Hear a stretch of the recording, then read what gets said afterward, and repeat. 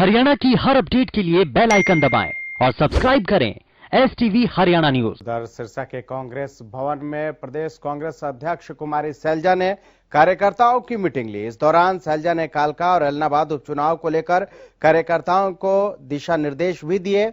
वहीं पत्रकारों से बात करते हुए सैलजा ने कहा कि दोनों उपचुनाव को लेकर कांग्रेस पूरी तरह से तैयार है और उपचुनाव में किसी भी नेता और कार्यकर्ता की गुटबाजी बर्दाश्त नहीं की जाएगी। सभी लोगों को एकजुट होकर चुनाव लड़ना है। इस दौरान सैलजा ने कहा कि बीजेपी जेजेपी उपचुनाव से दूर भाग रही है, जिसका नतीजा ये है कि पंचायती चुनाव को भी सरकार ने निर्धारित समय पर नहीं करवाने का फैसला किया है। वहीं कुमारी सैलजा ने सरकार को चैलेंज देते हुए कहा कि सरकार जब भी चाहे उपचुनाव करवा ले, लेकिन उपचुनाव में कांग्रेस बड़ी मजबूती से चुनाव लड़ेगी और दोनों ही उपचुनाव को जीतेगी। वहीं समालखा के विधायक धर्मवीर छोकर के पर ईडी की छापेमारी को राजनीति से प्रेरित बताया।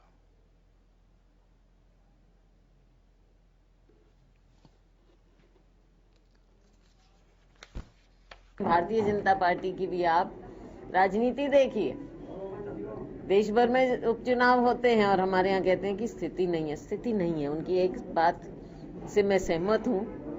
स्थिति किस बात के लिए नहीं है, किसके लिए नहीं है? उनके अपने प्रतिनिधियों के लिए नहीं। लोगों में इतना रोष ये गलत नीतियों के खिलाफ है। तो जब भी ये हिम्मत जुटाकर उपचुनाव करवाएंगे, कांग्रेस पार्टी तैयार रहेगी और हम मजबूती से लड़कर ये उपचुनाव जीतेंगे। नहीं, ऐसी कोई गुटबाजी नहीं, मुझे कुछ दिख नहीं रही। कई बार पुरानी बात याद आ जाती हैं तो मुझे नहीं लगता कि कोई गुटबाजी की यहाँ पे गुंजाइश होएगी। कोई गुटबाजी की गुंजाइश नहीं। तभी मैंने कहा मीटिंग में कि ये जो अगर आपस की भी बात है, पहले ही सब हल कर लें। चुनाव के समय ये कहानी आगे नहीं आनी चाहिए। आने वाले दिनों में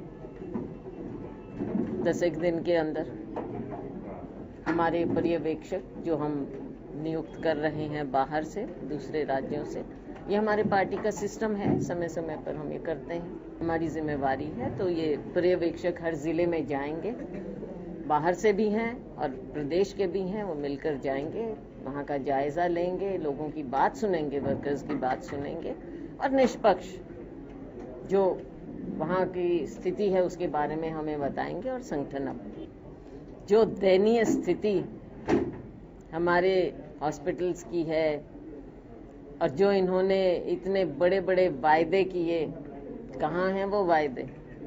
हर जिले में कहा था, हर जिले में, डिस्ट्रिक्ट हेडक्वार्टर में, हर जगह कहा था। कुछ भी नहीं है, तो दिखावा है, सारा छलावा है। इन्होंने जो करना है करे। कांग्रेस पार्टी, कांग्रेस जन, कांग्रेस के नेता इस चीज से डरने वाले नहीं हैं।